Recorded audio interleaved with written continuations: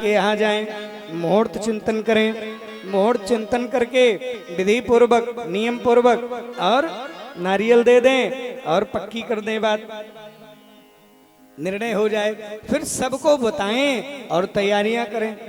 किससे सुननी चाहिए ये भी लिखा है।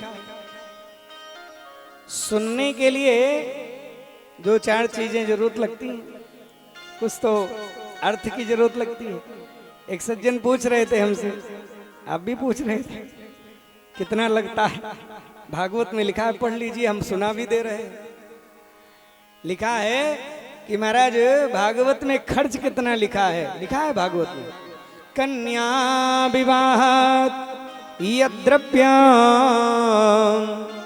तादृशम एव कल्पयेत्। जितना कन्या के विवाह में द्रव्य धन खर्च होता है उतना ही भागवत जी में लगता है। ये नहीं बताया है कि कितने बड़े लोग के यहाँ कितना लगता है। बड़े लोगों का भी विवाह होता है, जाकर के बाहर बाहर करते हैं, मीडियम वालों का भी होता है और कमजोर वालों का होता है। और बहुत कमजोर हैं तो गांव वाले मिलकर के भी कर देते हैं। नहीं होता, सभी की बिटिया का विवाह है, लेकिन उसमें कितना लगता है ये अपने सामर्थ्य के अनुरूप है।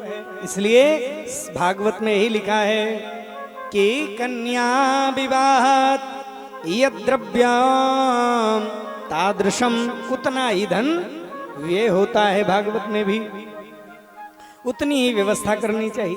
और क्या बताया महाराज? सुनने के लिए हो सके तो निराहार सुने, जल पी करके सुने, दूध पी करके, घी पी करके, फल खा करके, नहीं चलता तो भोजनों करके सुने, दोष नहीं लगे। लिखा है कि महाराज दोष नहीं लगेगा। लिखा है कि भोजनम तू वरम मन्ने न तो विघ्न का, नगर विघ्न ना आवे तो भोजनम तू वरम, भोजन ठीक है, लेकिन नो बवास वरम प्रोक्त कथा विघ्न करो। यदि कथा में विघ्न आवे, चक्कर आने लगे तो उपवास अच्छा नहीं है। उतना व्रत करिए जितने से शरीर चैतन्य बना रहे, उतना बन जाए तो करिए। और किससे सुनना चाहिए भी लिखा है। किससे सुनना चाहिए? विरक्तो वैष्णवो विप्रो वेद शास्त्र विशोधकृत। विरक्तो, विरक्त शब्द का मतलब क्या है? विरक्त शब्द का मतलब लोभ रहित हो। क्या हो? लोभ रहित हो, केवल लोभ में ही मन न लगा रहे। विरक्तो वैष्णवो, भगवान में श्रद्धान्वित हो, वैष्णव दीक्षा से संपन्न हो। विरक्तो वैष्णवो विप्रो, और ब्राह्मण होना चाहिए।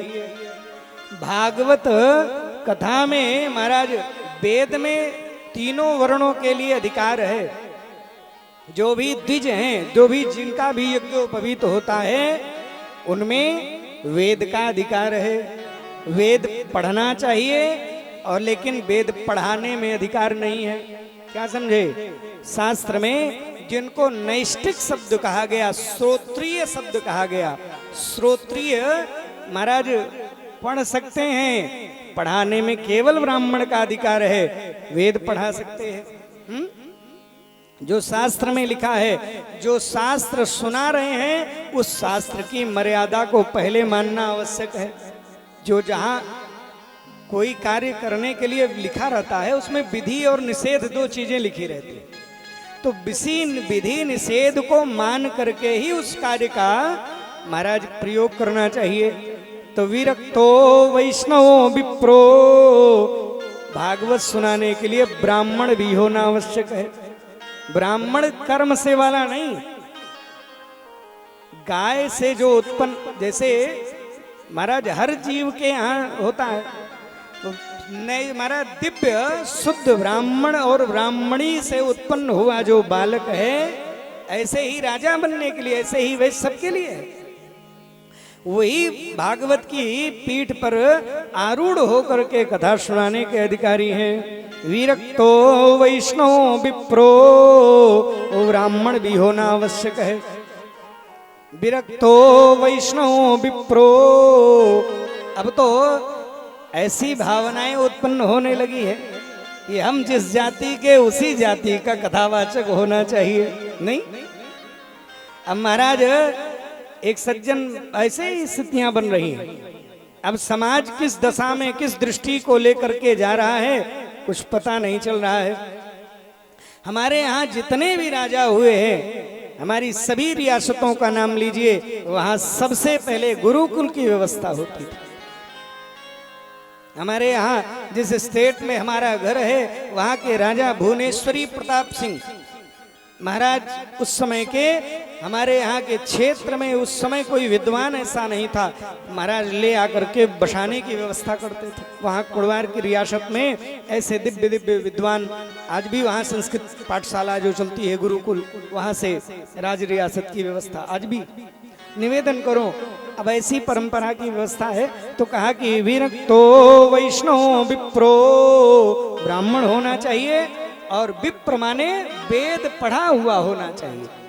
ऐसा नहीं केवल ब्राह्मण हो, ब्राह्मण में भी वेद शास्त्रों को पूरी तरह से पढ़ा हुआ होना चाहिए, नहीं तो फिर अर्थ का अनर्थ करेगा। वेद शास्त्र विशुद्ध कृत, गोदान किसका करते हैं? चाहे दुबली पतली ही क्यों ना हो, लेकिन गाय की ही पूछ पकड़ेंगे नहीं। भैंस चाहे जितनी सुंदर बढ़िया हो, 50,000 वाली, उसका गोदान नहीं करेंगे, चाहे जितना दूध दे दे 20 लीटर। लेकिन इसलिए निवेदन पूर्वक कहूं, विरक्तो वैष्णव विप्रो, और विप्र हो लेकिन वेद शास्त्र परंपरा से वेद और शास्त्र पढ़ा हुआ हो तभी। ऐसे नहीं केवल ब्राह्मण है तो आके बैठ गए कथा सुनाने, नहीं। वेद शास्त्र विशुद्ध कृत, और वेद शास्त्र विशुद्ध कृत, और एक चीज हो, क्या होना चाहिए महाराज? लोभ युक्त नहीं होना चाहिए, उद्धरणशील होना चाहिए। और दृष्टांत कुशलो धीरो, दृष्टांत भी हो तो शास्त्र का दृष्टांत हो, वेद का दृष्टांत हो, पुराण का दृष्टांत हो। दृष्टांत कुशलो धीरो, धैर्यवान हो। वक्ता कार्योपने स्पृहा, ऐसा निष्प्रिय वक्ता होना चाहिए। और महाराज हो सके तो वर्णम पंच विप्राणाम, हो सके तो 5 ब्राह्मणों का वर्ण करना चाहिए यज्ञ में। और हो सके तो गणेश जी का और द्वादशाक्षर मंत्र का पाठ के लिए वक्तु पार्श्वे सहायार्थम, सहायता के लिए भी कुछ लोगों की व्यवस्था करें।